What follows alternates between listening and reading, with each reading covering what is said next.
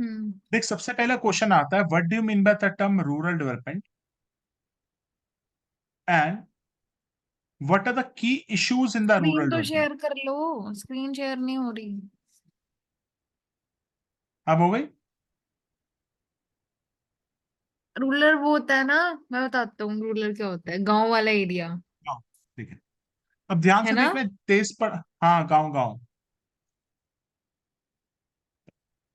देख, rural development का मतलब क्या है।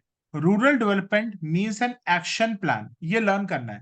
रूरल डेवलपमेंट क्या होता है? एक एक्शन प्लान होता एक्शन है प्लान। जो किस पे फोकस करता है। Continuous and comprehensive socio economic growth of rural areas. आपने कहा था ये इजी है।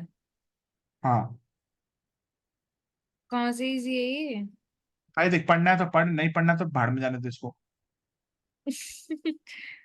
थोड़ा लैंग्वेज चेंज करा दो। भाई, लैंग्वेज तो यही है।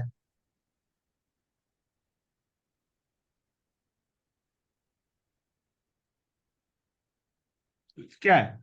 रूरल डेवलपमेंट एक एक्शन प्लान है जो किस पे फोकस करता है? सीसी पे। सीसी का मतलब क्या होता है? Continuous and comprehensive growth of the rural areas. Comprehensive कोई दिक्कत तो मतलब? नहीं, इतना लर्न कर ले, जितना मैं अंडरलाइन करो उतना लर्न कर ले। कॉम्प्रिहेंसिव मतलब?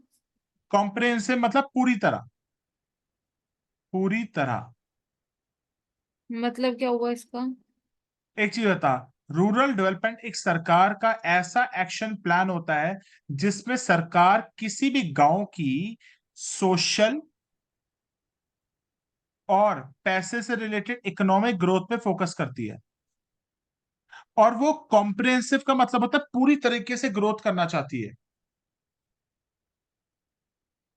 तो रूरल डेवलपमेंट एक ऐसा एक्शन प्लान होता है जिसमें सरकार किसी भी गांव की सोशल और इकोनॉमिक ग्रोथ करती है। बेटा, सोशल ग्रोथ का मतलब होता है कि सभी बंदों को एक जैसा दर्जा देना, किसी को जातिवाद वो मत करना। इक्वालिटी।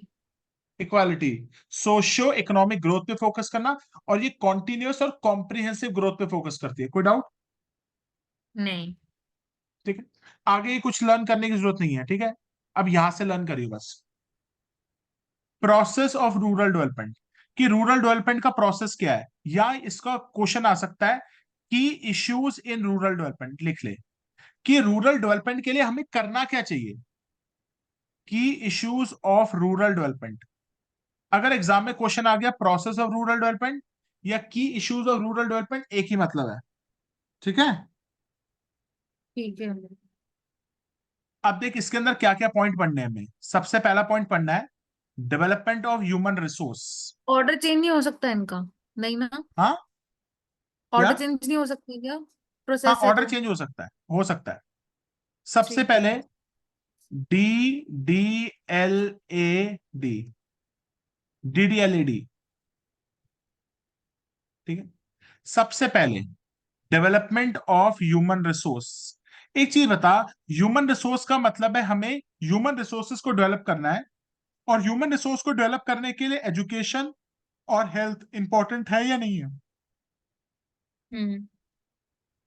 तो इसका मतलब है ह्यूमन रिसोर्स को डेवलप करने के लिए हमें क्वालिटी ऑफ ह्यूमन रिसोर्स को बेकार करना है या इंप्रूव करना है? हेल्थ। मतलब अच्छा करना, सॉरी। और हेल्थ। उसके लिए बंदे को क्या करना पड़ेगा? अब तो अपनी पढ़ाई पे ध्यान दे और अपनी हेल्थ एजुकेट। पे ध्यान दे। दो चीजों पे ध्यान देना पड़ेगा, education and health. Health. Proper attention should be given to literacy, specially female literacy, education and skill development. बता, किसी भी इंसान की ह्यूमन डेवलपमेंट करनी है तो दो चीजों पे खर्चा करना पड़ता है, एजुकेशन और हेल्थ पे। प्रॉपर अटेंशन किसकी तरफ दे? Literacy, specially female literacy, education and skill development. और हेल्थ फैसिलिटीज अच्छी दे लोगों को फिजिकल ग्रोथ के लिए। एक चीज बता, हेल्थ में मतलब क्या हुआ? हॉस्पिटल्स की फैसिलिटी अच्छी होनी चाहिए, सैनिटेशन। सैनिटेशन होना चाहिए। तो कोई दिक्कत?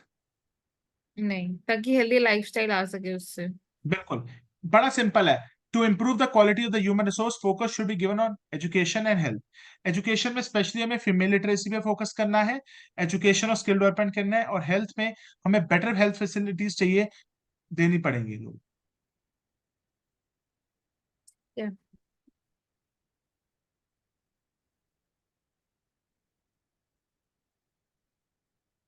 भाई चैट बाद में कर लेना। नहीं यार, वो चैट नहीं आई है, नोटिफिकेशन आई हुई थी। उसी की हुई। समझ ले। के अच्छा, दोनों ही केस है, अब क्या ही बोल लूं। पढ़ ले। दो। कर लो। सुनो, डेवलपमेंट इंफ्रास्ट्रक्चर का मतलब है हमें इंप्रूवमेंट लानी पड़ेगी इलेक्ट्रिसिटी में, इरिगेशन में, बैंकिंग फैसिलिटीज में, सेलिंग में, ट्रांसपोर्टेशन की फैसिलिटीज में। हमें विलेज में रोड्स बनानी पड़ेंगी और नियर बाय हाईवे बनाने पड़ेंगे। तो पता इंफ्रास्ट्रक्चर में क्या क्या हमें गांवों के अंदर, हमें रूरल एरियाज में कैसा इंफ्रास्ट्रक्चर करना पड़ेगा। पहला, हमें इंप्रूवमेंट कहाँ लानी पड़ेगी, इलेक्ट्रिसिटी में। दूसरा, इरिगेशन में। तीसरा, किसानों को लोन मिल सके बैंकिंग फैसिलिटी में, मार्केटिंग में, किसान आसानी से अपना सामान बेच सके, और ट्रांसपोर्टेशन फैसिलिटी में। कोई doubt? Hmm. Better facilities for agriculture research and, अब ये कार्ड, ये मैं लिखवा देता हूँ, इसकी जगह लिख ले। नहीं, बेटर रहने दो, इतना ही फैसिलिटीज, बहुत है। better facilities for agriculture research, better facilities for agricultural research।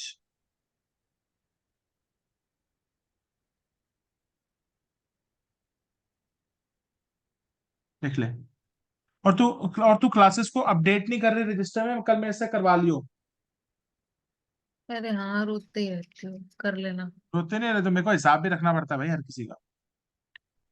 ताकि उसको फेयर रोशन का डब्बा दो, घर पे सबको ये बोलो मम्मी को कि मैंने सब बच्चों को दी थी। हम्म, तू पागल है ईको क्या? पड़ती है तुमसे? हाँ। ईको पड़ती है तुमसे? नहीं नहीं। तो बस फिर। चल भाई, लैंड रिफॉर्म्स में सबसे पहले थोड़ा थोड़ा पढ़ियो बस। Abolition of zamindari system and land ceiling policy, बस इतना याद कर ले, ठीक है। ठीक है। Abolition of zamindari system and land sealing policies must be policy. implemented। ठीक है। हम्म।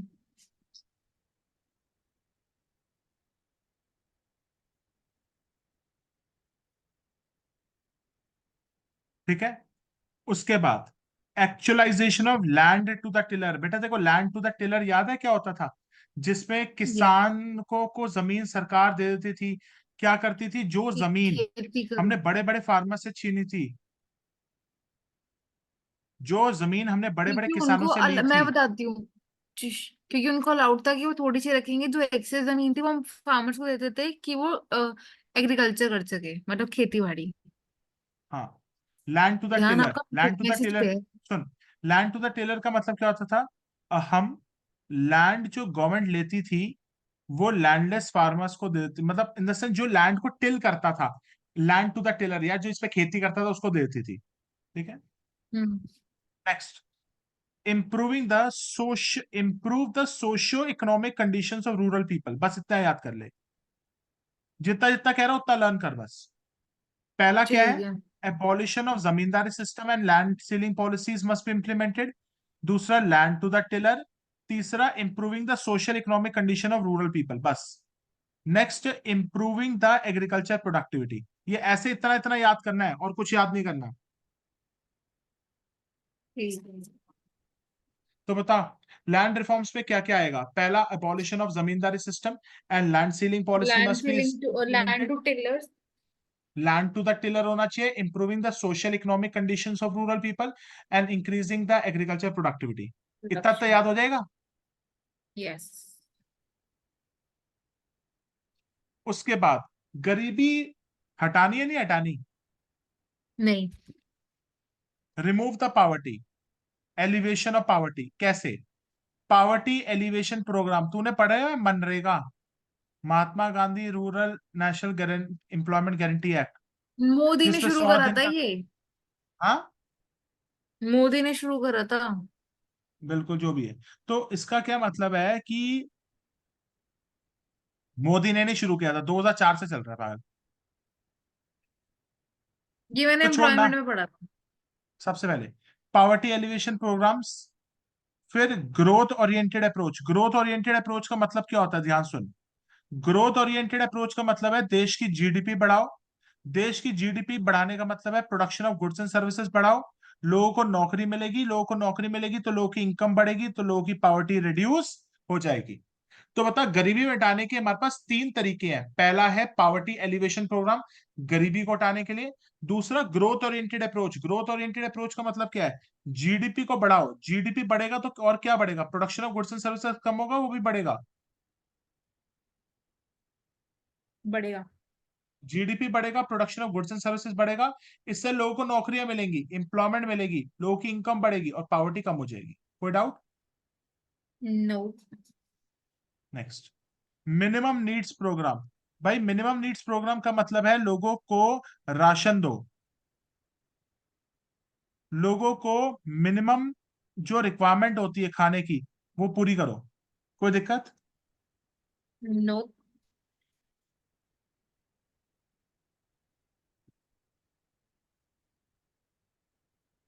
उसके बाद development of productive resources of each locality to enhance employment opportunities for people.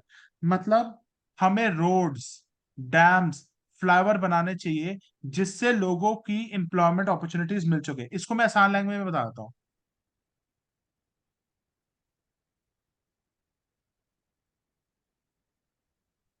ठीक है, इसका मतलब है government should engage the government should engage in construction activities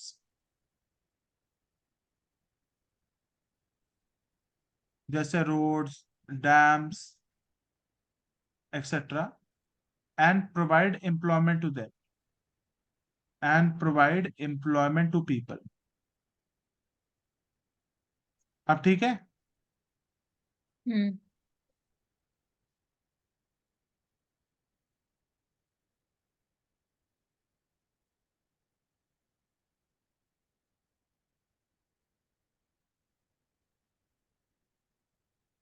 लिखो लिखो। आगे कराओ, लिखो लिखो क्या। हो गया? आ जाओ। हाँ। नेक्स्ट। अब बेटा नेक्स्ट क्वेश्चन पे आ जा। सुन, what do you mean by the term rural credit? What is the importance of rural credit in the rural development? बेटा रूरल क्रेडिट का मतलब है जब किसान को खेती करने के लिए लोन लेना होता है, उसको रूरल क्रेडिट कहते हैं। ठीक है, किसानों को लोन देते हैं फार्मिंग के लिए, उसको रूरल क्रेडिट कहते हैं। Rural credit means credit, credit का मतलब लोन फॉर फार्मिंग। कोई डाउट तो नहीं है? नहीं। फार्मर को बेटा, फार्मर को क्रेडिट मतलब लोन क्यों चाहिए होता है? The farmer need credit for, पहला purchase of seeds, fertilisers, pesticide, insecticide. दूसरा purchase of machinery, agriculture implements, irrigation facilities.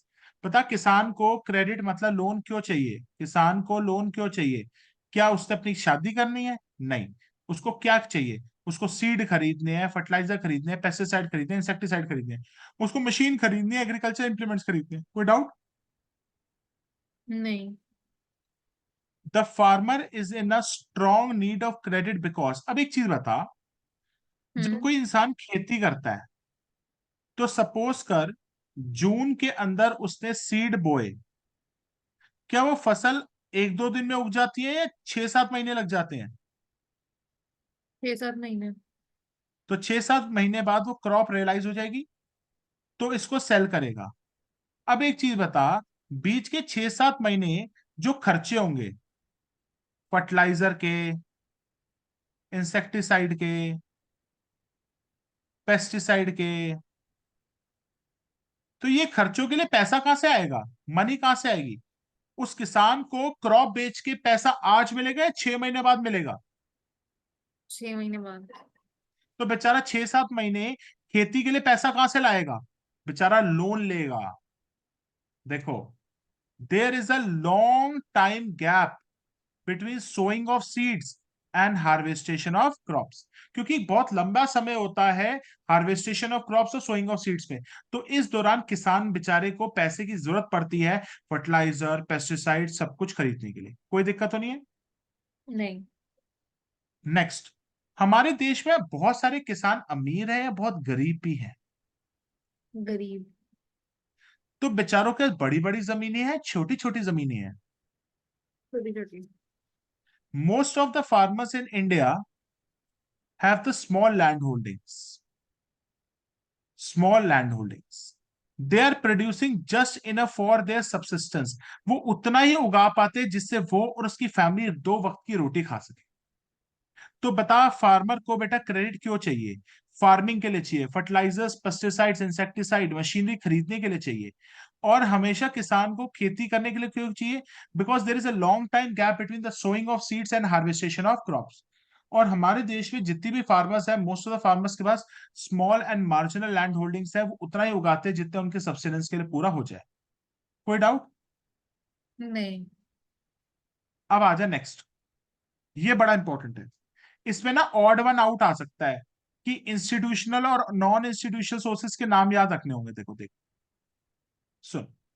Sources सारे। Rural credit. हाँ सारे नाम। हाँ हाँ, कर ले भाई।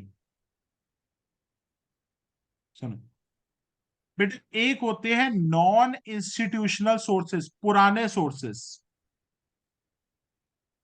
Non institutional sources. और दूसरा क्या होगा? Institutional sources.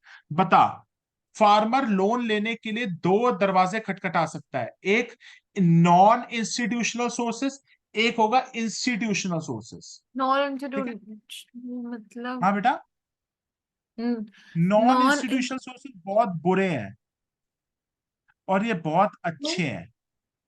बोलो। बुरे कैसे? क्योंकि बेटा ये जो मनी लेंडर होता है, ये पता कितना हरामी होता है, कितना ज्यादा इंटरेस्ट चार्ज करता है किसान से। 10% रोज का, ओई मर जाएगा इंसान। 10% महीने का, ओ माय गॉड। 120% पूरे साल का।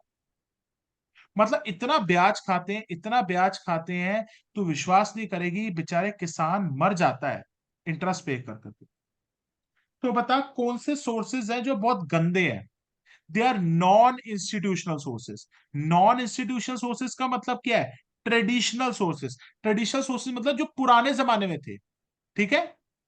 हम्म। और अच्छे कौन है? Institutional sources. अब नॉन इंस्टीट्यूशनल सोर्सेज के पहले नाम याद कर, चार ही नाम है। Money lender, relative, trader, commission agent, rich landlord. भाई नॉन इंस्टीट्यूशनल सोर्सेज में चार जल्लाद बैठे थे। मनी लेंडर, अपने रिश्तेदार। मनी लेंडर, अपने रिश्तेदार। रिश्तेदार को इंग्लिश में क्या कहते हैं? रिलेटिव। रिलेटिव। ट्रेडर और कमीशन एजेंट्स। और रिच लैंडलॉर्ड्स।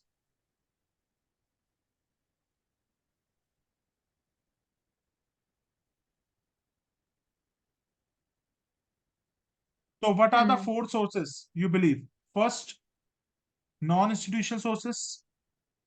पहला मनी लेंडर, दूसरा relatives, trader, commission agents and rich landlords. आगे कराओ। हम्म। आज आज सबसे पहले तुम्हें मैं बताता हूँ मनी लेंडर क्या होते हैं। बेटा मनी लेंडर है ना, फार्मर को ना बहुत ज्यादा एक्सप्लॉइट करते हैं। अब देख कैसे एक्सप्लॉइट करते हैं। पहला, इनसे बहुत ज्यादा हाई इंटरेस्ट चार्ज करते हैं। दूसरा, इनके अकाउंट्स को मैनुपुलेट करते हैं। मैनुपुलेट का मतलब क्या होता है? ध्यान से सुन। किसान ने 10,000 का लोन लिया होगा। अब किसान पढ़ा लिखा तो है नहीं, उसके पेपर पे 2 जीरो और लगा दिए। तो 10,000 के लोन की जगह उसका 10 लाख का लोन कर दिया। उसने बोला था हम्म। कि, उसने ये कहा था कि मैं ब्याज।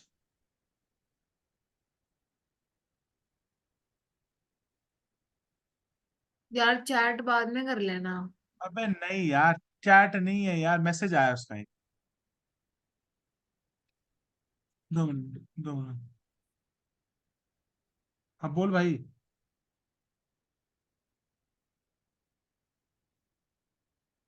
हाँ बोल भाई, 2 मिनट रुको यार। हाँ बोल भाई। हाँ। चुप कर। अब मैं सुना सुन। ये मनी लेंडर्स का क्या फंडा है? ध्यान से सुन। अब सुन। बहुत हरामी हरामी बंदे होते थे। हम्म। मनी लेंडर अच्छे बंदे होते थे, बहुत हरामी बंदे होते थे। रामी। बेचारे उनसे कम इंटरेस्ट चार्ज करते थे, high rate of interest charge करते थे। हाय। वो अकाउंट्स को ऐसे रहने देते थे या अकाउंट्स को मैनिपुलेट करते थे? मैनिपुलेट। अकाउंट्स को कैसे मैनिपुलेट करते थे? वो फार्मर्स को बोलते थे, देख भाई तूने 10,000 का लोन लिया, वो कहता हाँ, 2 जीरो एक्स्ट्रा लगा देते थे। वो उसके 6% पर मंथ लेता था, पर मंथ की जगह पर एनम की जगह पर मंथ कर देते थे। और जब किसान एक किस्तें भरने आता था ना, तो उसको कोई रसीद भी नहीं देते थे। और फिर बाद में बोलते थे तूने तो हमें कुछ दिया नहीं। और किसान कहता था साहब जी, हमने आपकी किस्त चुकाई थी। कहता प्रूफ ला। ये बड़े हरामी होते थे। ऐसे मनी लेंडरों को तो हम क्या कहें, भगवान का भी डर नहीं। Money lenders have been advancing major share in the farm credit, इसको छोड़ दे। Money lenders use to exploit the farmers by charging very high rate of interest, ये वर्ड काट दे। They use to manipulate the accounts of the farmers without their knowledge, इतना learn हो जाएगा। अब भी हो गया इतना तो याद। रिलेटिव्स, अब एक चीज बता। फार्मर अपने रिश्तेदारों से भी बोरो कर सकता था, और उनको कब हम्म। चुकाता था पैसे? फसल कटने से पहले, फसल कटने के बाद? After harvest. ठीक है। इस लोन पे बेटा रिश्तेदार कभी ब्याज नहीं लेते थे। The lease loans do not carry any interest. रिश्तेदारों से लोन लो, फसल काटने के बाद चुका देना, उस पर कोई इंटरेस्ट चार्ज नहीं करता relative. Next, trader commission agent. तूने कभी ट्रेडर कमीशन एजेंट देखे हैं मंडियों में? हम्म। सुन, ये फार्मर को लोन प्रोवाइड करते हैं, मगर उनको कहते हैं कि अपनी फसल हमारे पास गिरवी रखवा, कि अगर तू लोन नहीं चुका पाएगा तो तेरी सारी फसल हम खा जाएंगे और उसको बेच देंगे, अगर तू मुझे लोन नहीं देगा। और क्या वो कम रेट ऑफ इंटरेस्ट चार्ज करते थे, high rate of interest charge करते थे? हाय। और बेटा वो एक कंडीशन पे लोन देते थे कि बेटा सारी की सारी क्रॉप हम मंडी वाले खरीद लेंगे, वो भी लो प्राइसेस पे। बड़े हरामी थे। एक तो उसको लोन देते थे मैं ज्यादा रेट ऑफ इंटरेस्ट पे, उससे उसकी फसल गिरवी रखवाते थे, अगर तू नहीं चुका पाया तेरी फसल सारी ले लेंगे। और उसको बोलते थे तुझे फसल हमें बेचनी पड़ेगी, और कम भाव पे। कितने हरामी। रिच लैंडलॉर्ड्स, बेटा रिच लैंडलॉर्ड्स का मतलब बड़े बड़े जमींदार। ये भी स्मॉल और मार्जिनल फार्मर्स को लोन देते थे, मगर कम रेट ऑफ इंटरेस्ट पे, हाई रेट ऑफ इंटरेस्ट पे। ज्यादा। रीस्टार्ट कर रहा हूँ क्लास, ठीक है? रीस्टार्ट कर रहा हूँ बेटा, ठीक है? ठीक है।